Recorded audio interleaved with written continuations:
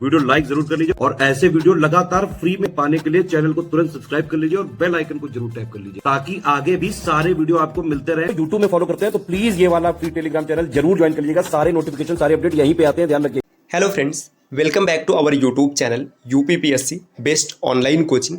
आज की इस वीडियो में हम लोग यूपीपीसीएस प्री 2025 के लिए आधुनिक भारत के इतिहास के एक महत्वपूर्ण क्लास का डिस्कशन करेंगे, जिसमें कुछ बेहतरीन तथ्यों को देखेंगे जो कि सभी प्रकार के प्रतियोगी परीक्षाओं के लिए समान रूप से उपयोगी होने वाला है। तो चलिए साथियों, शुरू करते हैं आज के इस इंटरेस्टिंग क्लास को। इससे पहले एक ज़रूरी सूचना है दोस्तों, अगर आप यूपीपीसीएस प्री 2025 का एग्ज़ाम देने वाले हैं तो आपको स्टडी फॉर सिविल सर्विसेज के मेंटरशिप बैच को ज़रूर फॉलो करना चाहिए। मात्र 499 रुपये में आपको प्रॉपर गाइडेंस मिलेगा कि जो बचा हुआ समय है इसमें किस प्रकार से तैयारी करनी चाहिए, किस विषय को कितना समय देना चाहिए, करेंट अफेयर्स में क्या पढ़ना चाहिए, CSAT में कैसे फैक्ट्स को पढ़ना चाहिए। तो ये कंप्लीट डेटा आप मात्र 499 रुपये में प्राप्त कर सकते हैं। प्ले स्टोर से ज्ञान सर एजुकेशन एप्लीकेशन इंस्टॉल कीजिएगा और वहाँ पर कोर्स परचेज करते समय कूपन कोड लगाइएगा ज्ञान सर डिस्काउंट, जिससे आपको मैक्सिमम डिस्काउंट मिलेगा। अगर इसके अलावा आप किसी अन्य एग्ज़ाम की प्रिपरेशन कर रहे हैं या फिर कोई समस्या है आपको, तो आप इन नंबर पर कॉल या फिर व्हाट्सअप करके कोर्स की जानकारी ले सकते हैं। ये ज्ञान सर का व्हाट्सअप नंबर है, आप यहाँ से व्हाट्सअप के माध्यम से भी सूचना प्राप्त कर सकते हैं। चलिए अब बढ़ते हैं हम लोग अपनी क्लास पर। देखिए, आधुनिक भारत के इतिहास में अगर देखा जाए तो सबसे पहले आपको एक आउटलाइन पता होना चाहिए कि ये कब से कब तक चलता है, क्या सिचुएशन होता है। तो आधुनिक भारत का इतिहास अगर आप इतिहास के विभाजन के हिसाब से देखेंगे तो माना जाता है कि 1707 से स्टार्ट होता है और भारत की आज़ादी और उसके बाद का भी समय इसमें शामिल किया गया। अच्छा, 1707 क्यों? क्योंकि ये प्रमुख होता है, यहाँ पे औरंगज़ेब की मृत्यु होती है, उसके बाद मुगल सत्ता धीरे धीरे कमज़ोर हो जाती है और ब्रिटिश सत्ता हावी होती चली जाती। लेकिन इसकी शुरुआत बहुत पहले से ही हो चुकी थी। भारत में यूरोपीय कंपनियों का आगमन हुआ। अब यूरोपीय कंपनियाँ, तमाम कंपनियाँ आती हैं, पुर्तगाली आते हैं, फ्रांसीसी आते हैं, अंग्रेज़ हैं, इसके अलावा डच आए थे, डेनिश आए थे, तो तमाम कंपनियां आती। तो यहाँ से हम लोग देखेंगे कि जो यूरोपीय कंपनी है उनका आगमन किस प्रकार से होता है। तो भारत में जो सबसे पहला यूरोपीय आता है एक पुर्तगाली होता है, नाम है वास्को डी गामा, बताने की आवश्यकता नहीं है, ये सबको पता होगा।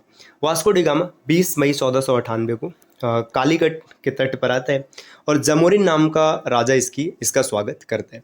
और ऐसा कहा जाता है, इतिहास में ऐसा जिक्र है कि जब ये भारत में आया और फिर यहाँ से वापस गया था तो ये अपने साथ काली मिर्च लेकर गया था और काली मिर्च बेच करके ये 60 गुना मुनाफा प्राप्त करता है। 1-2 गुना नहीं भाई, 60 गुना। अब वो भी सब खर्चे निकाल कर, मतलब ऐसे समझिए ना कि अगर ये 1 रुपये पूरा एक्सपेंस डाल के यहाँ से ले गया था तो वो ले जा कर के वहाँ 61 रुपये का सामान बेचा, तो काफ़ी ज़्यादा मतलब मुनाफा हो। फिर उसके बाद लगा कि भारत में व्यापार करना चाहिए। फिर धीरे धीरे प्रतिस्पर्धा बढ़ी और तमाम कंपनियाँ आती। जब पुर्तगाली सबसे पहले आए थे तो अपनी पहली फैक्ट्री स्थापित करते हैं 1503 में कोचीन में। तो पुर्तगालियों ने कोचीन में अपनी पहली फैक्ट्री स्थापित किया। इसके बाद है, अब फैक्ट्री स्थापित हो गया तो अब धीरे धीरे पकड़ बनाना है। तो फ्रांसिस्को डी अल्मेडा, ये पुर्तगाली वायसराय या फिर गवर्नर कह लीजिए, बनकर आता है 1505 ईस्वी में। इसके बाद इन्होंने अपना दूसरा कारखाना कन्नूर में खोल दिया 1505 में। फिर अल्फांसो डी अल्बुकर्क, ये भारत में पुर्तगाली गवर्नर बनकर आया 1509 में। अल्बुकर्क को वास्तविक संस्थापक माना जाता है। ठीक, पुर्तगालियों का गोवा पर कब्जा 1510 में होता है ना। यूसुफ आदिल शाह जो होता है इसे परास्त करके गोवा जीत लेते हैं, तो 1510 में गोवा पर अधिकार कर ले। इसके बाद मंडी, मलक्का, हरमुज, ये सब अधिकार कर लेते हैं। फिर धीरे धीरे चीज़ें आगे बढ़ती। फिर एक और कंपनी आती है, डच ईस्ट इंडिया कंपनी। ये भारत में अपना पहला कारखाना 1605 में मछलीपट्टनम में ओपन करते हैं। फिर इसके बाद ब्रिटिश ईस्ट इंडिया कंपनी आती है, अंग्रेजी ईस्ट इंडिया कंपनी भी इसको कहते हैं, मसूलीपट्टनम या मछलीपट्टनम कहा जाता है। एक अस्थायी कारखाना लगाते हैं 1611 में। और अब देखिए इसके बाद क्या होता है, फिर समय और आगे बढ़ता है। 1639 का समय आता है तो फ्रांसिस डे ने मद्रास, जो कि अभी चेन्नई है, यह अंग्रेज़ था, इसने अंग्रेजी व्यापारिक केंद्र खोला और यहाँ पर फोर्ट सेंट जॉर्ज का स्थापना किया या फिर इसे बनाया था।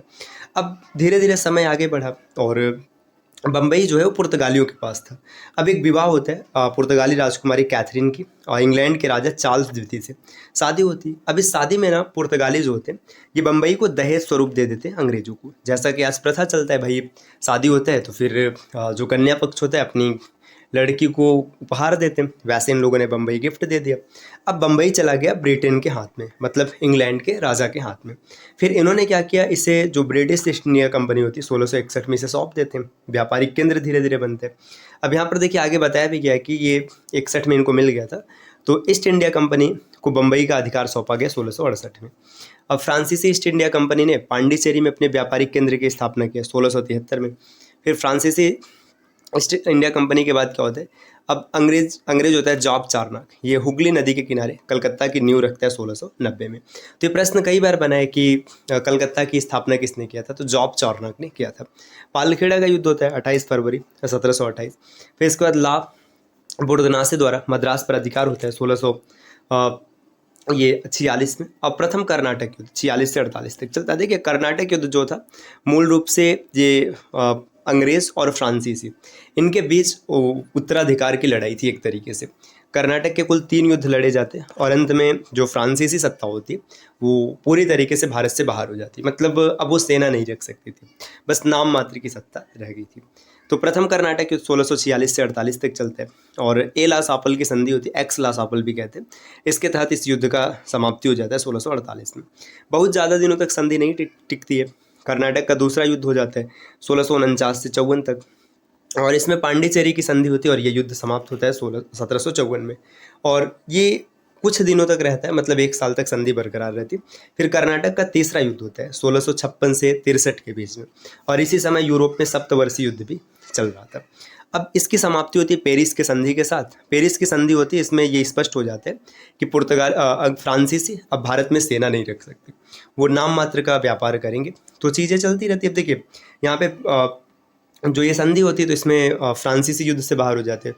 फिर तमाम युद्ध होते हैं, वेदरा का युद्ध होता है, वांडीवास का युद्ध होता है, जो अन्य कंपनियां थी सब बाहर हो जाती। देखिए दिया भी है कि वेदरा का युद्ध होता है 1759 में और वांडीवास की लड़ाई होती है 1760 में। अच्छा, इससे पहले एक प्रमुख लड़ाई हो चुका है प्लासी का युद्ध। ये अंग्रेजों की निर्णायक जीत होती है क्योंकि प्लासी का युद्ध जीतने के बाद बंगाल के शासन पर अंग्रेजों का अधिकार हो जाता है 1757। ये यहाँ तक आते आते ना, मतलब अब ये चीज़ें स्पष्ट हो गई कि जो अन्य प्रतिद्वंदी है वो कमज़ोर हो चुके हैं और ब्रिटिश धीरे धीरे मजबूत पकड़ बना रहे हैं। फिर पानीपत की तीसरी लड़ाई होती है अहमद शाह अब्दाली और मराठाओं के बीच में, जिसमें मराठा बुरी तरह से परास्त होते हैं और 1761 में युद्ध होता है। देखिए पानीपत के 3 युद्ध लड़े गए थे। पहला इब्राहिम लोदी और बाबर के बीच लड़ा गया था, जिसमें बाबर विजयी होता है 1526 में। फिर इसके 50 साल बाद 1576 में युद्ध होता है अकबर और हेमू के बीच में, अकबर की जीत होती है। फिर पानीपत की तीसरी लड़ाई होती है अहमद शाह अब्दाली और मराठाओं के बीच में, जिसमें अब्दाली की जीत होती है। ठीक, अब इसके बाद बक्सर का युद्ध। ये बक्सर का युद्ध काफ़ी मतलब बड़ा युद्ध होता है भारत के इतिहास में। इसने पूरी रूपरेखा बदल के रख दी। बक्सर के युद्ध में अंग्रेजों ने शाह आलम, सुजाउद्दौला और मीर कासिम को पराजित किया। देखिए अंग्रेज एक तरफ थे और शाह आलम, सुजाउद्दौला और मीर कासिम एक तरफ थे और ये युद्ध हेक्टर मुनरो ने लड़ा हुआ था। अब ये 1764 में होता है। इसमें बुरी तरह से परास्त होते हैं जो ये शाह आलम, ये समझिए अवध हो गया, बंगाल हो गया और दिल्ली, ये सब एक साथ मिलकर लड़े थे, बुरी तरीके से परास्त होते हैं। और इसके बाद क्या होता है, इसके बाद इलाहाबाद की संधि होती है। इलाहाबाद की संधि क्लाइव के द्वारा लड़ा जाता है। ये चीज़ याद रखिएगा, हेक्टर मुनरो, जो हेक्टर मुनरो है उसने युद्ध लड़ा था बक्सर का, लेकिन इलाहाबाद की संधि जो होता है वो क्लाइव के द्वारा होता है 1765 में। 2 संधि की जाती है। पहली संधि जो दिल्ली के नवाब होते हैं उनके साथ होते हैं और दूसरी संधि ये मतलब सुजाउद्दौला के साथ होता है। तो संधि कुछ इस प्रकार से की जाती है कि अंग्रेजों को बिल्कुल नुकसान ही नहीं होता है, वो पूरी तरीके से ना नुकसान अन्य पार्टियां जो होती हैं उनको होते हैं। और इसके बाद बंगाल, बिहार, उड़ीसा, 3 राज्यों की दीवानी पूरी तरीके से अंग्रेजों के पास चली गई। दीवानी कहने का तात्पर्य जितना भी राजस्व होगा, जितनी भी कमाई होगी, वो पूरी तरीके से कौन लेगा, वो अंग्रेज लेंगे। और 1765 में जब चीज़ें और आगे बढ़ी तो यहाँ पे क्लाइव ने क्या किया, द्वैध शासन की शुरुआत किया 1765 में। देखिए द्वैध शासन बंगाल में शुरू होता है रॉबर्ट क्लाइव के द्वारा। ये था क्या, ये मतलब शासन 2 तरीके से बट गया।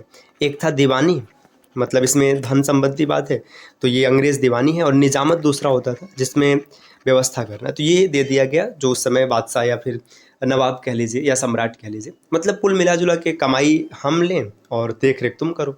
तो ये इससे इतना ज़्यादा मतलब स्थिति बिगड़ी कि बंगाल में अकाल पड़ गया।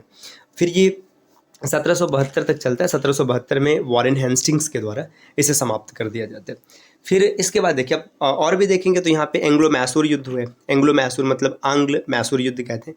4 युद्ध लड़े गए थे। ये मैसूर पर कब्जा करने के लिए ये युद्ध लड़ा गया था। अच्छा, मैसूर पर कब्जा क्यों? क्योंकि अंग्रेज मालाबार तट को प्राप्त करना चाहते। जैसे ये देखेंगे यहाँ पे ये मालाबार तट था, अगर ये इनको प्राप्त हो जाता तो इनका व्यापार काफ़ी बेहतर हो जाता। तो इसीलिए 4 आंग्ल मैसूर युद्ध होते, पहला और दूसरा।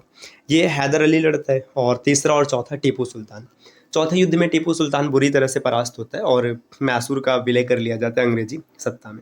इसके बाद बंगाल का भीषण अकाल ये 1770 में है ना। वारेन हेस्टिंग गवर्नर जनरल के रूप में 1772 में आते हैं और यही द्वैध शासन को समाप्त करते हैं।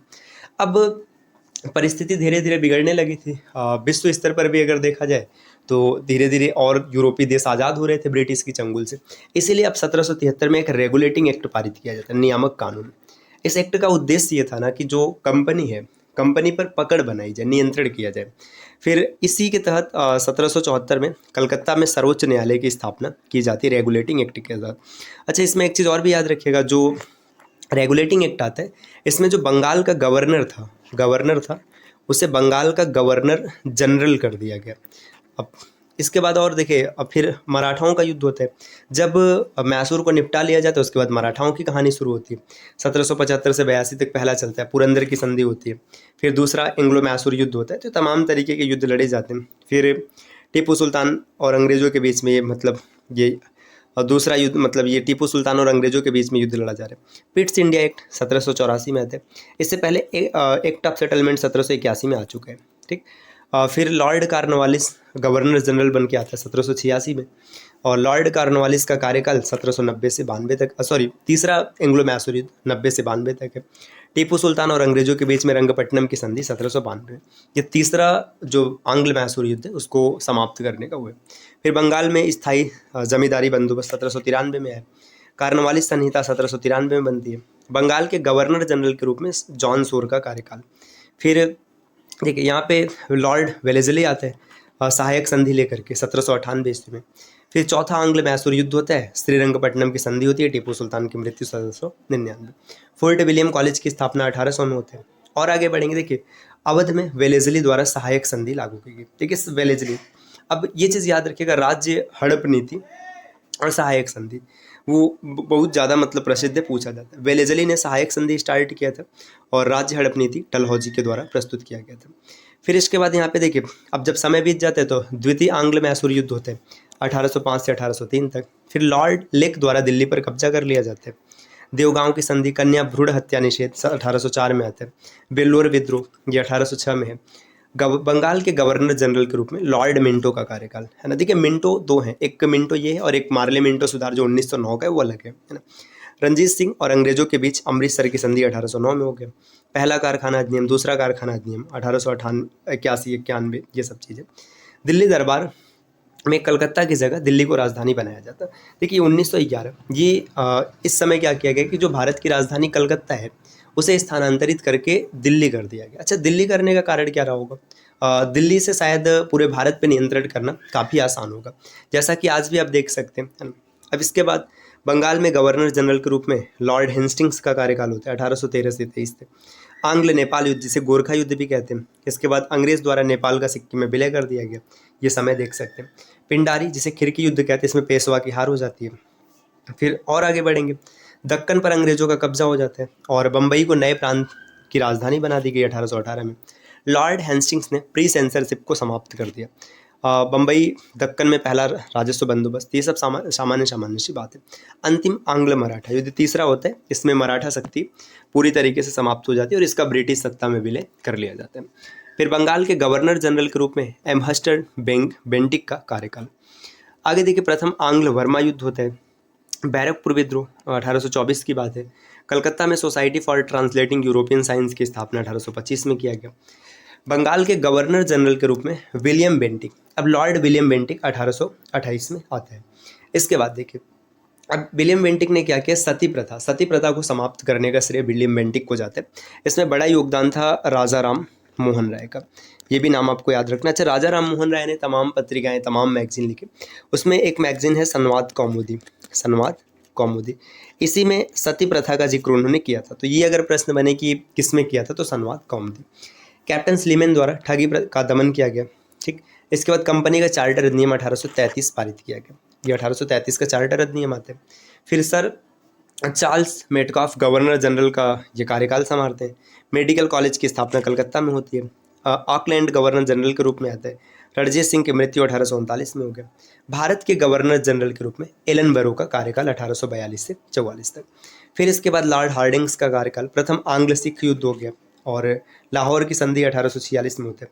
और आगे बढ़ेंगे, फिर यहाँ पे आप देख सकते हैं कि दूसरा आंग्ल सिख युद्ध किया गया, ये 1848-49 में, है ना। पंजाब का विलय कर लिया गया। भारत के गवर्नर जनरल के रूप में डलहौजी का कार्यकाल शुरू होता है 1848 से 56 तक। और यहीं पर व्यापक सिद्धांत या राज्य हड़प की नीति स्टार्ट होती है डलहौजी के द्वारा, और यही बड़ा कारण बनता है जो प्रथम स्वतंत्रता संग्राम हुआ था। दूसरा आंग्ल वर्मा युद्ध 1852 में है। कलकत्ता से आगरा के लिए टेलीग्राफ लाइन 1853। भारत में पहली रेलगाड़ी बम्बई से थाने तक 1853 में चला था। ये पॉइंट काफ़ी इंपॉर्टेंट है। चार्ल्स वुड का शिक्षा पर घोषणा पत्र 1854 है। रिसड़ा में प्रथम जूट मिल कारखाना 1855 हो गया। बिहार में संताल विद्रोह 1855-56। अवध का विलय कर लिया गया ब्रिटिश सत्ता में 1856 में। और नवाब वाजिद अली शाह को गद्दी से हटा दिया गया। यही चीज़ है, जब विलय किया गया तो नवाब को हटा दिया गया। और यहीं से क्या होता है, प्रथम स्वतंत्रता संग्राम शुरू हो जाते हैं। तो जो प्रथम स्वतंत्रता संग्राम है ये कैसे शुरू होता है, कैसे चीज़ें आगे बढ़ती हैं, तो इसके बारे में हम लोग डिस्कशन अगली क्लास में करेंगे। तो उम्मीद है दोस्तों ये क्लास आपको पसंद आई होगी, और इस प्रकार के वीडियोज़ को लगातार देखने के लिए आप चैनल को सब्सक्राइब कर सकते हैं। साथियों, अगर आप यूपी PCS प्री 2025 की कंप्लीट प्रिपरेशन करना चाहते हैं तो इसके लिए आप प्ले स्टोर से ज्ञान सर एजुकेशन एप्लीकेशन इंस्टॉल करके मात्र 499 रुपये में मेंटरशिप बैच को ज्वाइन कर सकते हैं। तो मिलते हैं आपसे नेक्स्ट वीडियो में कुछ नए और इंटरेस्टिंग इन्फॉर्मेशन के साथ। तब तक के लिए नमस्कार।